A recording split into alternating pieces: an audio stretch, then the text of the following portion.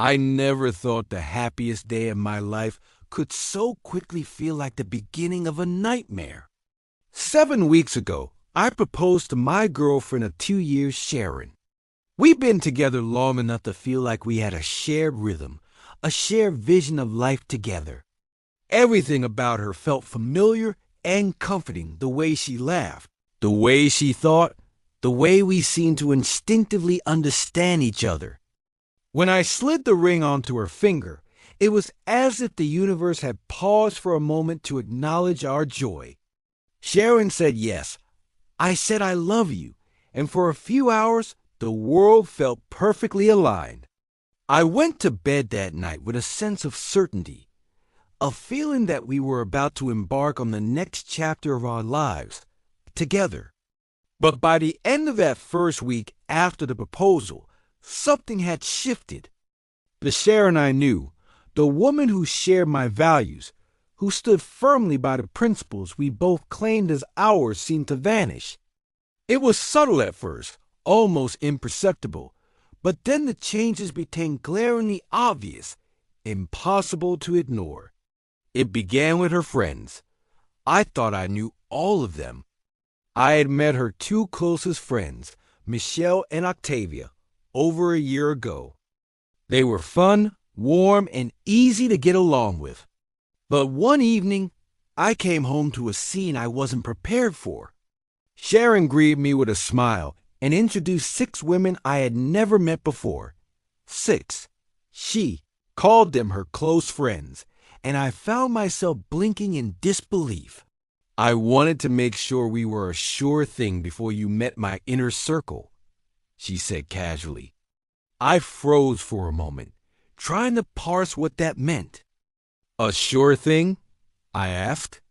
You mean you didn't trust me to meet your friends until now? No, she said with a laugh, brushing it off. I just wanted to be thoughtful. It's nothing serious. It was a weeknight.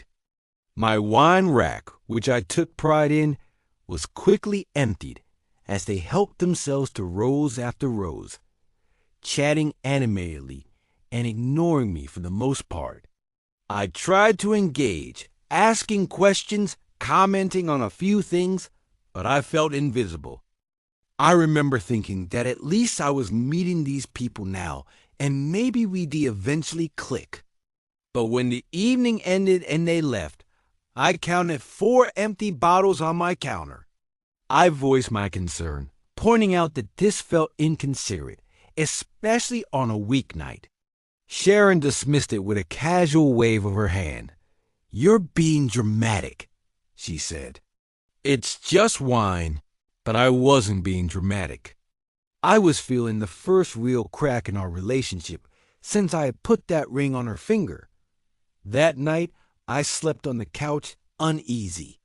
Something didn't sit right, and I couldn't shake the feeling that my home, my sanctuary, was no longer entirely mine.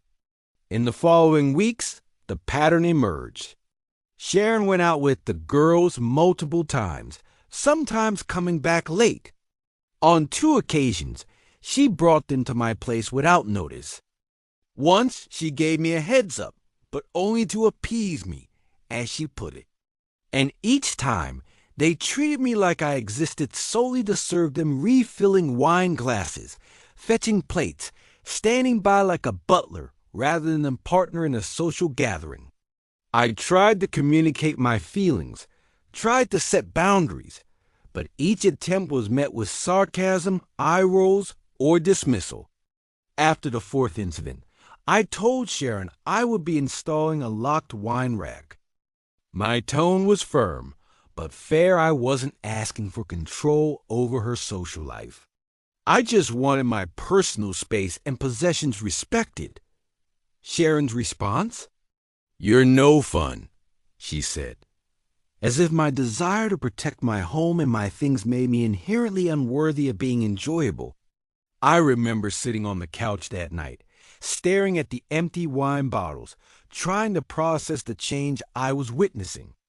This wasn't the Sharon I knew. This wasn't the woman I had promised my life to.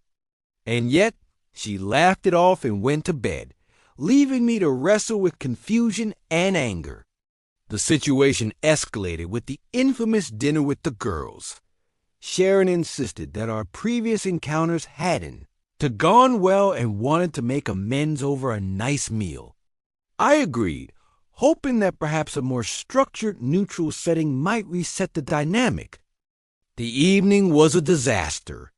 They grilled me relentlessly about my career, my house, my choices, and yet deflected every question I asked.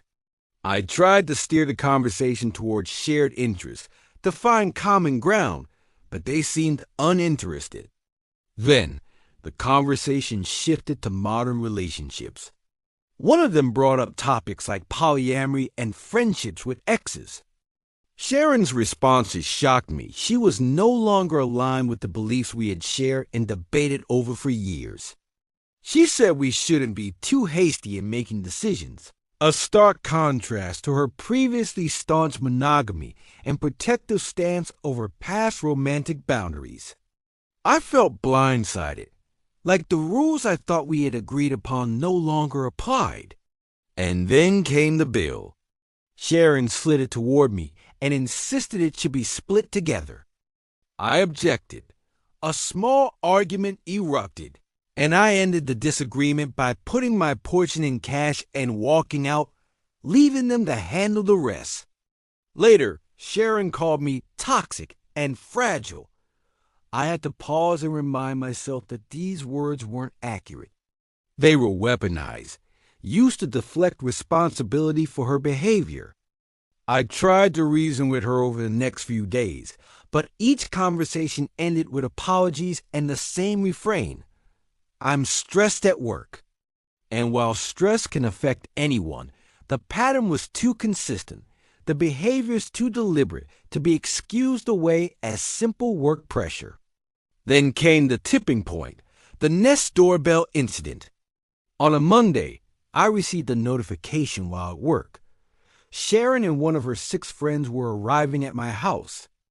I watched in disbelief as they went in and later exited with my golf clubs, a gift from my father, one I had treasured for years. I immediately called Sharon, demanding the clubs be returned. Her response was infuriating. But you promised to lend them to her boyfriend, remember? No, I said sharply. I never promise anything. You're taking something valuable without permission, and that's serious. I gave them an hour to return the clubs, or I would call the police. Sharon tried to gaslight me, insisting she had my permission, but 45 minutes later, they returned the clubs. Her friend flipped off the Nest camera on the way out, as if to mock me, to assert dominance. I couldn't comprehend it. My home, my space, my life had been violated in the most personal way. When I confronted Sharon, I told her plainly, if I had known she was capable of this behavior, I would never have proposed. She cried, begged me not to cancel the engagement, insisting it was only stress, and promised we would talk this weekend. Despite her pleas, I felt a deep, gnawing doubt. I rekeyed my house that night. My sanctuary had been compromised, and I wasn't taking chances. Since then, Sharon has been messaging constantly, apologizing, insisting that her only goal was to show me off to her friends. Meanwhile, the 6 women have taken it upon themselves to continue messaging me, calling me toxic and fragile, questioning my manhood and my security. Friends who have known both of us for years are shocked by the transformation they've first seen in Sharon, unable to reconcile the woman they knew with the person I am dealing with now. I've spent countless nights replaying every interaction in my mind. Was I too controlling? Did I somehow provoke this behavior without realizing it? My friends tell me I didn't. They say Sharon's behavior is extreme, erratic, and manipulative. And yet, a part of me can't help but doubt myself. Could I have handled things differently? Could I have prevented this collapse in trust? I look back at our 2 years together, trying to pinpoint the moment things went wrong. The proposal should have been a celebration, a step forward, not the catalyst for chaos. We hadn't even started planning the wedding. And yet, in a matter of weeks, my sense of security, my trust, and my peace of mind had all been undermined. The worst part is the realization that this may be who she is underneath. The Sharon I knew supportive, principled, and aligned with me may have been an idealized version, a person I thought she was. Or maybe the pressure of engagement unlocked something in her that I had never seen. I don't know. I don't know if the behavior will continue to escalate or if this is a temporary phase of stress as she claims. I only know that my boundaries have been violated repeatedly, my possessions mishandled, and my character questioned by people I had only recently met and barely know. I feel trapped in a paradox. I want to believe her. I want to believe that this is stress, that this is temporary. But every action, every word, every betrayal chips away at that belief. I feel anger, confusion, sadness, an annoying fear that the person I thought I was marrying may not exist in the way I imagined. Friends have advised me to slow down, to step back and reassess. But it's not easy when the woman I love is crying, begging, and apologizing. Every message from her is a mixture of love and manipulation, apology and deflection. I can't separate my feelings from the facts. And the facts are glaring. Uninvited guest disrespect for my home and belongings, gaslighting, public embarrassment, and continuous undermining by her friends. I'm left in a state of emotional limbo. I haven't canceled the engagement, but I've demanded a serious conversation this weekend. I've taken steps to protect myself and my home, yet the uncertainty weighs heavily. I think about the life we were supposed to build, the trust we were supposed to share, and I wonder if any of it is salvageable. I wanted this to be a story of joy, of love, of partnership. Instead, it's a story of red flags, manipulation, and betrayal. I don't know if I'll find clarity this weekend. I don't even know if I'll see the Sharon I knew before the engagement, or a version of her that I can no longer trust. But I do know one thing. My peace of mind, my safety, and my dignity are non-negotiable. If this engagement is to continue, it will need more than apologies, stress excuses, or nightly messages of love. It will need accountability, respect, and boundaries, things that have been consistently ignored in the past 7 weeks. And so, I wait. I reflect. I prepare. The conversation this weekend will not be easy. It will not be simple. But I know that whatever happens, I need to protect myself first, before any ring, any wedding, or any promise of forever.